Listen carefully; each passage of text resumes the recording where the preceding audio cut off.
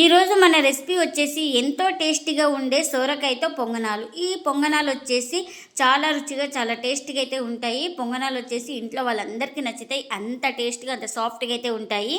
ఇంకెందుకు ఫ్రెండ్స్ ఆలస్యం, ఎలా చేయాలో ఏంటో అనేది వీడియోలోకి అయితే వెళ్ళిపోయి చూద్దామా మరి. ఇంకా ముందుగా ఒక మిక్సింగ్ బౌల్ అయితే తీసుకొని అందులోకి ఒక కప్పు బొంబాయి రవ్వ అయితే తీసుకోవాలి. ఇంకా ఇప్పుడు ఇందులోకి ఒక 3 స్పూన్ల దాకా పెరుగును కూడా వేసుకుంటున్నా. అలాగే ఇందులోకి ఒక కప్పు దాకా వాటర్ని కూడా వేసుకోవాలి. ఇంకా ఈ వాటర్, పెరుగు, రవ్వ అన్నీ బాగా కలిసిపోయేలాగా బాగా స్పూన్ తోటి బాగా కలుపుకోవాలి. ఇలా ఇక్కడ చూపిస్తాను కదా, కొంచెం లిక్విడ్ లాగే ఉండాలి, ఎందుకంటే మనకు రవ్వ అనేది నానుతుంది కాబట్టి. ఇంకా ఇలా ఒక కప్పు వాటర్ అయితే వేసుకోవాలి. ఇంకా ఇలా మొత్తం బాగా కలిపేసుకొని ఇంకా ప్లేట్ అయితే పెట్టేసుకొని ఒక 10 నిమిషాలు పక్కన పెట్టేసుకుంటే మనకు రవ్వ అనేది బాగా నానుతుంది. ఇంకా ముందుగా స్టవ్ అయితే ఆన్ చేసుకొని ఒక కడాయి పెట్టుకొని అందులోకి ఒక 2 స్పూన్ల దాకా ఆయిల్ అయితే వేసుకున్నాను. ఆయిల్ కూడా హీట్ అయింది మనకు. ఇప్పుడు ఇందులోకి 1 స్పూన్ దాకా మినపప్పు అయితే వేసుకోవాలి. ఇంకా మినపప్పు కాస్త వేగిన తర్వాత ఇందులోకి పచ్చిమిర్చి, టమాటో ముక్కలు కూడా వేసుకుంటున్నా. ఇంకా 1 స్పూన్ దాకా జీలకర్ర, ఇందులోకి రుచికి తగినంత సాల్ట్ని కూడా వేసుకుంటున్నా. ఒక 1/4 టీ స్పూన్ దాకా పసుపు, అలాగే వెల్లుల్లి రెబ్బలు, కరివేపాకును కూడా వేసుకొని ఇంకా ఇవన్నీ బాగా కలిపేసుకొని మనకు టమోటాలు సాఫ్ట్గా స్కిన్ సపరేట్ అయ్యే వరకు అయితే ఉడికించుకోవాలి. ఇంకా టమోటాలు అయితే చూడండి ఇలా స్కిన్ సపరేట్ అయ్యే వరకు అయితే ఉడికించుకొని ఇంకా స్టవ్ అయితే ఆఫ్ చేసుకొని పూర్తిగా చల్లారిన తర్వాత అయితే చూపిస్తున్నాను మీకు. ఇంకా ఇప్పుడు పూర్తిగా చల్లారిన తర్వాత అయితే జార్లోకి అయితే తీసుకుంటున్నా. ఇంకా ఇప్పుడు మూత పెట్టేసుకొని బరకగా గ్రైండ్ చేసుకోవాలి. బరకగా గ్రైండ్ చేసుకోవడం వల్ల చాలా టేస్టీగా అయితే ఉంటుంది. చూడండి మనకు చట్నీ అయితే రెడీ అయిపోయింది. ఇంకా ఈ చట్నీకి అయితే పోపు అయితే ఏం పెట్టే పని లేదండి. ఫస్ట్ మనం ముందుగా మనం ఆయిల్లో మగ్గించుకున్నాం కాబట్టి పోపు ఏం అవసరం లేదు, చాలా టేస్టీగా అయితే ఉంటుంది. ఇంకా ఒక 10 నిమిషాల తర్వాత అయితే ఇంకా మనకు రవ్వ అనేది చూడండి బాగా నానింది. ఇంకా మనకు వాటర్ కూడా బాగా అబ్జర్వ్ అయితే చేసుకోయింది కదా. ఇప్పుడు ఇలా మొత్తం బాగా ఒకసారి కలిపేసుకొని ఇంకా మిక్సీ జార్ అయితే తీసుకొని ఇంకా అందులోకి అయితే వేసుకుంటున్నాను. ఇంకా మనం ఇప్పుడు ఇందులోకి గ్రైండ్ చేసుకోవడానికి వాటర్ కూడా వేసుకోవాలి. ఇంకా ఇలా వాటర్ అయితే వేసుకొని ఇంకా మూత పెట్టేసుకొని స్మూత్గా గ్రైండ్ చేసుకుందాం. ఇంకా గ్రైండ్ చేసుకున్న తర్వాత ఒక బౌల్ తీసుకొని ఇంకా అందులోకి అయితే ఈ పిండిని అయితే వేసుకుంటున్నా. ఇంకా నేను ఇక్కడ 1 కప్పు సోరకాయ తురుము అయితే వేసుకుంటున్నాను, చాలా టేస్ట్గా ఉంటుంది. ఇంకా ఇప్పుడు ఇందులోకి చిన్నగా కట్ చేసుకున్న ఉల్లిపాయ ముక్కలు కూడా వేసుకుంటున్నా. ఇంకా ఇప్పుడు ఇందులోకి చిన్నగా కట్ చేసుకున్న మిర్చిని కూడా వేసుకుంటున్నా. ఇంకా 1 స్పూన్ దాకా జీలకర్ర, ఇంకా ఇప్పుడు ఇందులోకి రుచికి తగినంత సాల్ట్ని కూడా వేసుకుంటున్నా. ఇంకా ఇప్పుడు ఇందులోకి ఒక 1/4 టీ స్పూన్ దాకా వంట సోడాని కూడా వేసుకోవాలి. ఇంకా ఈ వంట సోడాని కూడా వేసుకొని మొత్తం ఇలా బాగా కలుపుకోవాలి.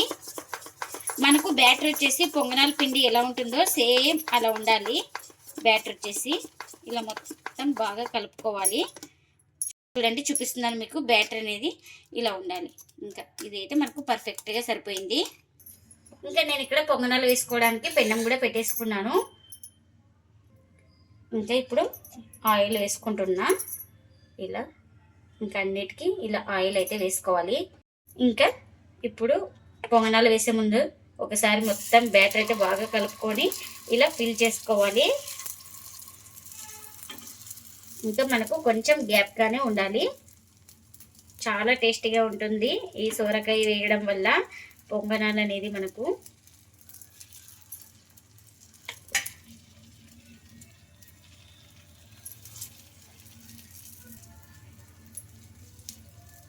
ఇంకా ఇలా అన్ని ఫిల్ చేసుకున్న తర్వాత ఇంకా ప్లేట్ అయితే కవర్ చేసుకోవాలి.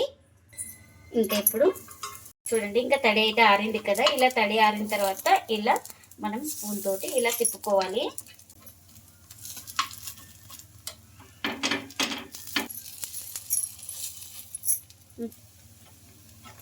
ఇంకా అన్నీ ఇలానే టర్న్ చేసుకోవాలి. ఇంకా ఈ వైపు కూడా బాగా కాల్చుకోవాలి. ఇంకా పైన అయితే కాస్త ఆయిల్ అయితే వేసుకుంటున్నాను. మీరు ఆయిల్ ఇష్టం లేని వాళ్ళు బటర్ కానీ గీ కానీ ఏదైనా వేసుకోవచ్చు, చాలా టేస్టీగా అయితే ఉంటుంది. ఇంకా మనకు ఇవైతే రెడీ అయిపోయినాయండి. ఇంకా ప్లేట్లోకి అయితే తీసుకుంటున్నా. చూడండి ఇలా బాగా కాల్చుకోవాలి, అప్పుడే మనకు లోపల దాకా బాగా కాలుతాయి. ఇంకా మంటను లో ఫ్లేమ్లోనే పెట్టుకొని ఈ పొంగనాలు అనేది బాగా కాల్చుకోవాలి. అప్పుడే ఈక్వల్గా కాలుతాయి మనకు. అదే ప్యాన్లో మళ్ళీ కాస్త ఆయిల్ అయితే వేసుకున్నాను. ఇంకా మిగిలిన పిండిని కూడా ఇలా పొంగనాలు అయితే వేసుకుంటున్నా.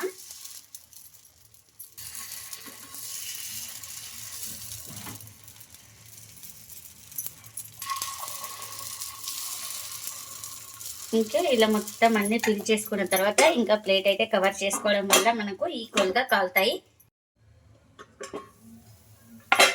ఇంకా చూడండి మనకు ఇంకొక వైపు కాలినాయి కదా బాగా. ఇలా స్పూన్ తోటి ఇలా నిదానంగా ఇంకొక వైపు అయితే టర్న్ చేసుకోవాలి. చూడండి స్పూన్ పెట్టే లోపల ఈజీగా వచ్చేస్తాయండి పొంగనాలు అయితే మనకు ఇలా. ఇంకా మనం ఈ సైడ్ కూడా బాగా కాల్చుకోవాలి. ఇంకా ఎన్ని అయితే అన్ని ఇలానే చేసుకోవాలి. ఎంతో టేస్టీగా ఉండి అప్పటికప్పుడు చేసుకునే సోరకాయతో పొంగనాలు అయితే రెడీ అయిపోయినాయండి. ఇంకా ప్లేట్లకి అయితే సర్వ్ చేస్తున్నా. ఇవి చాలా సాఫ్ట్గా చాలా టేస్టీగా అయితే ఉంటాయి. నార్మల్ పొంగనాల కన్నా చాలా బాగుంటాయండి. మన ఇంట్లో ఎప్పుడైనా దోశ పిండి లేకున్నప్పుడు ఇలా ఇన్స్టెంట్గా చేసుకుంటే చాలా బాగుంటుంది. వీటిని ఎవరైనా ఇష్టంగా తింటారండి, అంత బాగుంటాయి మనకు. ఇంకా ఇందులోకి టమాటో చట్నీ అయితే చేసుకున్నాం కదా, ఇంకా టమాటో చట్నీని కూడా సర్వ్ చేస్తున్నా. చూడండి చూపిస్తాను. పొంగనాలు చాలా టేస్టీగా అయితే ఉంటాయండి. ఎక్కడ పిండి లేకుండా చూడండి ఎంత బాగా కాలిందో, చాలా టేస్టీగా అయితే ఉంటాయి. మీరు కూడా తప్పకుండా ఒకసారి ఇలా సోరకాయతో పొంగనాలు అయితే చేసి మీకు ఎలా వచ్చిందో కామెంట్ అయితే చేయండి ఫ్రెండ్స్. ఇదండి ఇవాల్టి వీడియో. ఈ వీడియో కనుక నచ్చితే ప్లీజ్ లైక్ చేయండి, షేర్ చేయండి, కామెంట్ చేయండి, అలాగే లైక్ చేసి సపోర్ట్ చేయండి friends. Thanks for watching. Bye bye.